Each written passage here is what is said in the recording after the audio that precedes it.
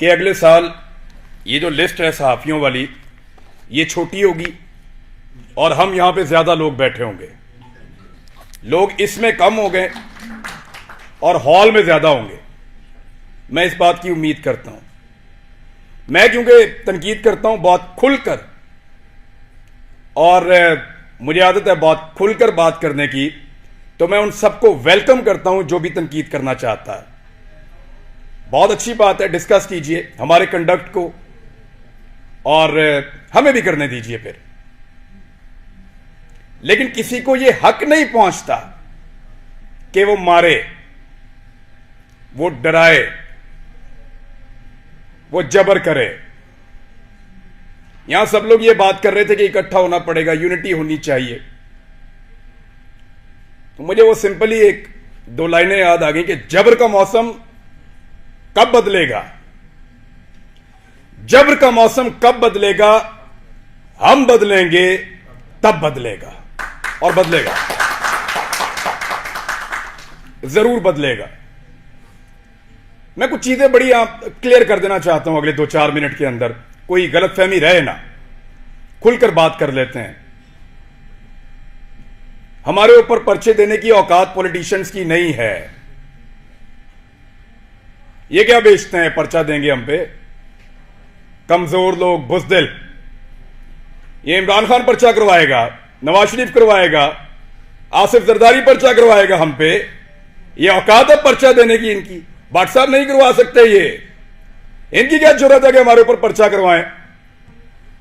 पर्चा मेरे पे हो या मीर शकील पे हो, अरशद शरीफ पे हो या साबिर शाकिर पे हो, समी भाई पे हो या भट्ट साहब आपके ऊपर हो या जमीर भाई आपके ऊपर हो, ये नहीं करवा सकते पर्चा।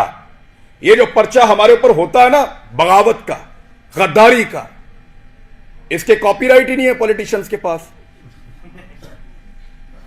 हर चीज के कॉपीराइट्स होते हैं ना। ये जो रियासत से बगावत का और गद्दारी का मुकदमा है, इसके कॉपीराइट इन सियासतदानों के पास नहीं है, वो इनके अब्बा जी के पास हैं, पाकिस्तान की एस्टेब्लिशमेंट के पास हैं कॉपीराइट्स। गद्दारी का पर्चा, बगावत का पर्चा, वो हम पे करवाएंगे।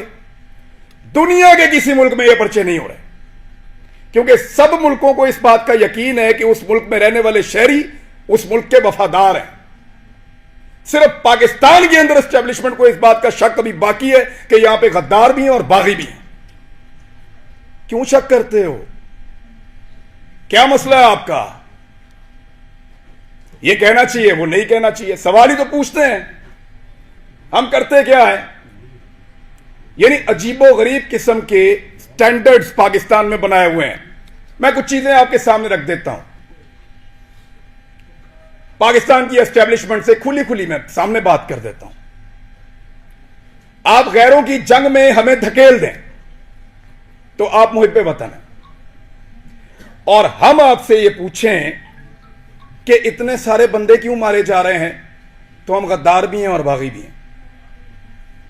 आप बंद कमरों के अंदर फैसले करें इस मुल्क के 22 करोड़ अवाम के, तो आप मुहिब्बे वतन हैं। हम आपसे पूछें कि उन फैसलों के नताइज पर नजर देखिए, बताएं कि ये हालात क्यों हुए, तो हम गद्दार हैं।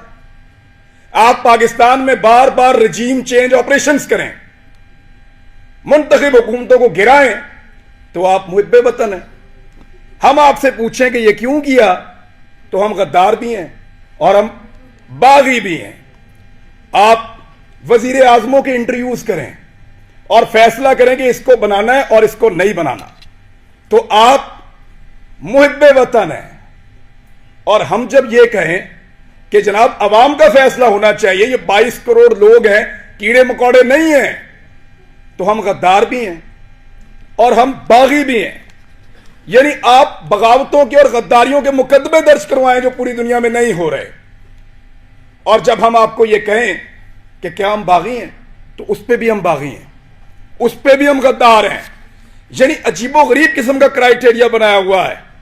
आप हमारे लिए, हमारे मुल्क की जमीन को तंग कर दें, तो आप मुहिब्बे वतन हैं, और हम अपनी जमीन पे आजादी से रहने का हक मांगें, तो हम गद्दार हैं, हम बागी हैं। आप खुदा ना खास्ता कभी हार भी जाएं, तो आप मुहिब्बे वतन हैं, और हम आपसे पूछें कि हुजूरे वाला ये क्या हुआ था, तो हम गद्दार हैं, हम बागी हैं। आप किसी एक तजर्बे में नाकाम हो जाएं तो आप मुहिब्बे वतन हैं, और हम सिर्फ नाकामी की निशानदेही कर दें तो हम गद्दार हैं, हम बागी हैं। हम हंसे तो गद्दार हैं, रोएं तो गद्दार हैं, बोलें तो गद्दार हैं, चुप रहें तो गद्दार हैं, बात करें तो गद्दार हैं, ना करें तो गद्दार हैं, हम सवाल करें तो गद्दार हैं, जवाब मांगे तो गद्दार हैं, जवाब ना देने पर रिएक्ट करें फिर गद्दार हैं। क्योंकि हम पैदा हुए हैं हुजूर गद्दारी के लिए। हमारे गलों में ना तख्तियां डालो और हमें चक्कर लगवाओ पाकिस्तान के गद्दार लिखकर, हमारे माथों पे लिखो गद्दार, इधर यहां लिखो, या गोली मार दो, हमारे लिए वो ज्यादा आसान होगा। तकलीफ होती है। अरशद शरीफ ने किसके लिए आवाज नहीं उठाई थी? आप सारे गवाह हैं। जिसको मार पड़ी वो उसका शदीद तरीन मुखालिफ होने के बावजूद कहता रहा कि गलत मारा। तो तकलीफ होती है ना।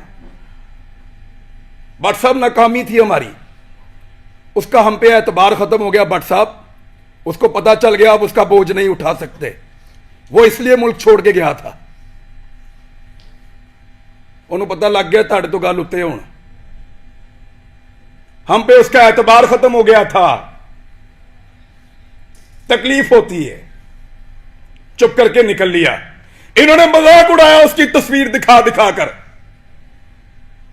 हमारे इख्तलाफात को हमारे खिलाफ इस्तेमाल किया, हमारे लोगों को तस्वीर भेजी कि ये देखो भाग रहा है, फोटो लगाओ सोशल मीडिया पे, गंदा करो इसको, भाग रहा है। और बुज़दिल नहीं था। बुज़दिल होता तो तुम्हारे साथ डील करता, तुम उसकी मिन्नतें कर रहे थे डील के लिए। रोज उसे कहते थे कि आओ बात करें, रोज उसे कहते थे कि आओ सरेंडर करो हमारे सामने। उसके बच्चों को थ्रेट, उसकी फैमिली को थ्रेट। अकेला था, उसको पता था सबको उसने अकेले ने संभालना, कोई और तो नहीं था उसके साथ। जाओ पूछो उसकी मां से, मैं मिलकर आया हूं उस दिन। सारी बातें करने के बाद, पूरा हौसला देने के बाद, आखिर में वो कहती है कि अरशद तो नहीं है ना, जो कुछ भी हो अरशद तो नहीं आएगा अब। हम पे उसका एतबार खत्म हो गया था, इसी काबिल हैं हम पे भरोसा नहीं था उसका, इसलिए वो यहां से गया। बुज़दिल नहीं था, हम नकारा हो गए थे, हम उसको नहीं बचा पाए। मैं अभी थोड़ी देर पहले मैं मोटरवे पे आ रहा था, मैंने एक वीडियो रिकॉर्ड की। मुझे इत्तला दी गई कि आप इस्लामाबाद आएंगे तो पकड़ेंगे, तो मत जाओ। तो मुझे दो वजूहात समझ आई, या तो कोई ये चाहता है कि मैं आके बात ना करूं, या हो सकता है वाकई पकड़ ले। तो मैंने एक वीडियो छोटी सी रिकॉर्ड करवाई, इसलिए कि अगर मैं पकड़ा गया तो ये लोगों तक पहुंच जाएगी वीडियो, और मुझे जो इत्तला दी है, कैसे दी है, किसने पकड़ा, ये भी पता चल जाएगा। मैंने अपने बच्चों से भी माफी मांगी। मैं एक साल में उनको कोई किसी एक मौके पर भी जो मैं उनके साथ टाइम गुजारा करता था, मुझे वो मौका ही नहीं मिला। मैंने उसी वीडियो में उनसे माफी मांगी कि बेटा सॉरी बाबा, फिर लेट हो गए, लेकिन वादा आपसे पूरा करेंगे। लेकिन आपको पता मेरे दिमाग में वाही चीज क्या चल रही थी? मेरा भी आप सबसे एतबार खत्म हो गया। आखिर में मेरे दिमाग में यह आ रहा था कि अरशद नहीं है, बोलेगा कौन? वही था सबको इकट्ठा करके वहां अदालत में पहुंच गया था। क्यों पकड़ा उसको? हौसला देता था, डट कर खड़ा था, हर जगह उसने आवाज उठाई और पूरी कोशिश की उसने कि यह मुश्किल वक्त गुजर जाए। अभी मैं इस यकीन के साथ अंदर जाऊंगा कि अरशद पीछे नहीं खड़ा हुआ। अब सिर्फ ये एक कमी मुझे महसूस हुई है, वो इस कमी के साथ पाकिस्तान छोड़ गया था। वो तकलीफ मैंने आज पहली मर्तबा महसूस की है कि जब वो ये मुल्क छोड़कर जा रहा था तो वो कितना बेबस था, और उसका हमने मजाक उड़ाया कि फलां फ्लाइट से निकल गया, इस तरह निकल गया, इस तरह भाग लिया। उसने मुझे फोन पे बताया, इमरान तुझे पता है मैं कैमरे में जानबूझकर मुस्कुरा रहा था, वो इसलिए कि मुझे पता था ये मेरा मजाक उड़ाएंगे। मजाक उड़ाते हो यार, पहले जमीन तंग करते हो, फिर कोई यहां से चला जाए तो उसका मजाक उड़ाते हो। क्या बंदूक लेकर तुम्हारे गले पड़ जाए वो? भाई बोलने का काम है उसका, साफी है वो अपनी साफत से टक्कर दे रहा था, देता रहेगा, शहीद है, तुम्हारे लिए निशाने इबरत बनेगा वो। मैंने पहले कहा था, आज फिर कह रहा हूं कि तुम्हें सिर्फ मारना आता है, हमें और बहुत कुछ आता है, और वो हम इंशाल्लाह करके दिखाएंगे। सिर्फ हमें मारना नहीं आता।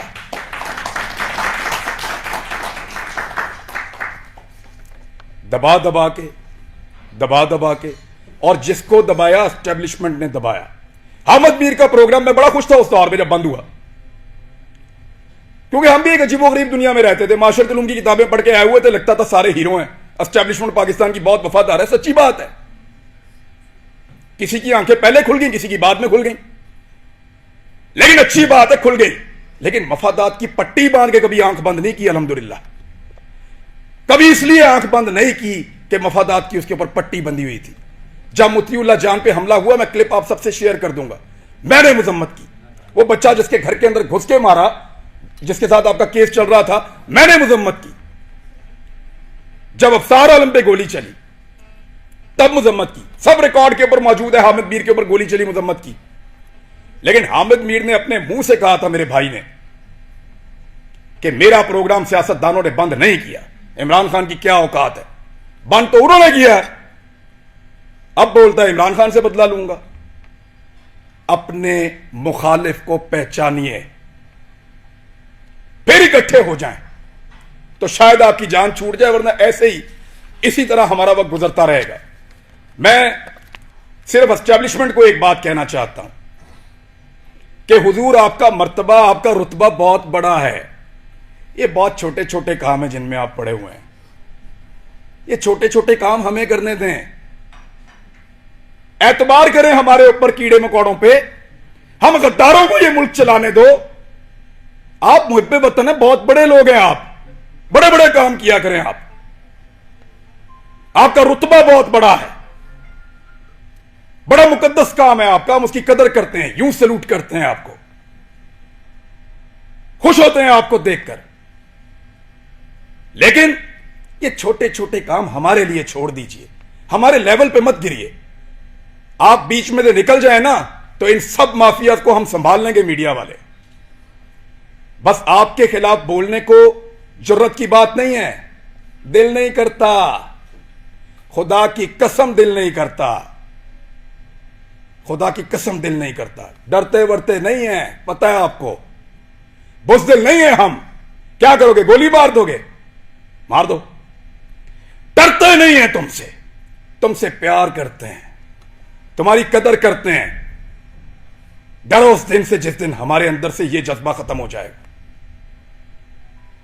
हम प्यार करना चाहते हैं, कदर करना चाहते हैं, हमें मत धकेलो, दीवार के साथ मत लगाओ, और ये ड्रामा बंद करो। पाकिस्तान के फैसले पाकिस्तानी करेंगे, पाकिस्तान के फैसले हम करेंगे। ये हमारा राइट है, लोगों का राइट है, डेमोक्रेसी ये कहती है। ये बंद कमरों के अंदर ड्रामे बंद करो। पाकिस्तान को तजुर्बा, मैं बचपन से पढ़ रहा था, लिखा हुआ था, इस्लाम के लिए तजुर्बागाह बनाएंगे पाकिस्तान को। हमारे लीडर्स ने यह बताकर पाकिस्तान बनाया, वो किसी और चीज की तजुर्बागाह बना दिया। पकड़ के इसको पकड़ लो, उसको नंगा कर लो, उसको डंडे मारो, उसके कपड़े उतार दो, उसको घसीट के वहां पे ले जाओ, इसको जगाते रहो, इसको शहरों में फिराओ। अजीब ड्रामेबाजी है। वो ये मुल्क क्या बना दिया आपने इसको? आपके अपने घरों में बच्चे नहीं है?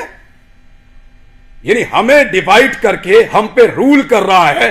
पहले गोरा कर रहा था, अब एस्टेब्लिशमेंट कर रही है। इससे अगर निकलना है ना, तो एक बार सोचना पड़ेगा। मैंने यहां किसी को तनकीद का निशाना नहीं बनाया,